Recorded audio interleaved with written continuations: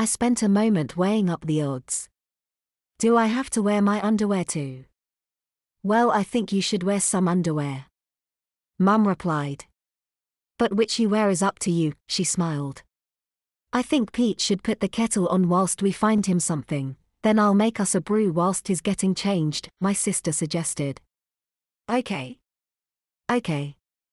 I gulped. Just, nothing really girly. I know. Hannah replied. Do you want thick or thin tights? Thick, and black, please.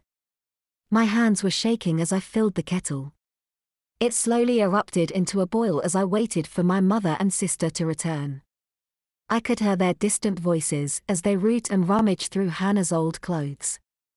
Mum was always pestering her to have a clear out of all the stuff she's outgrown, and when Hannah does have an occasional clear out, the boxed and bagged clothes always end up in the spare room rather than at the charity shop as was the plan. I know. I've rummaged enough times myself. That's where I found her old tap dancing leotard. I recall how excited I felt when I discovered that the little skirt was attached to it and not a separate item, and how disappointed I was when I couldn't find and white tights to wear with it.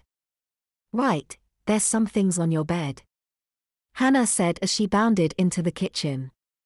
I dug out a few pairs of shorts, so wear whichever you like or fit the best, and there's a couple of tops and a vest. Okay. I timidly said, thanks. I added, just as timidly. Mum entered as I left and smiled knowingly at me. I forced a smile back as I headed up to my room. On my bed is 3 pairs of denim shorts. Being typical girls' shorts, they're all very short. One is dark blue with a high waist and turned-up hems, and one is a paler stone-washed blue. Both have Western-style pockets front and back, whilst the third pair has little back pockets on the front and no pockets on the back. A pair of black tights is loosely draped over the tops she mentioned. I'm more than a little chuffed to find a Nirvana, Drunken Smiley, t-shirt. The other tee is a verdant green with capped sleeves and a broad boat neck. Printed on the front is a Converse logo and also meets my approval, but not so much as the Nirvana tee. I glance at the unwanted gift and wonder whether I want it or not. I decide to leave it untouched for now and pull on the vest she'd left. Plain black with spaghetti straps and a narrow band of lace trim along the top edge. I kick off my Converse plimsolls and perch on my bed, pulling off my jeans and socks in one boyish motion. This is by no means the first time I've pulled on a pair of tights, but it's the first time I've had permission. I slide them up my legs and settle the waistband before venturing into new territory, short denim shorts.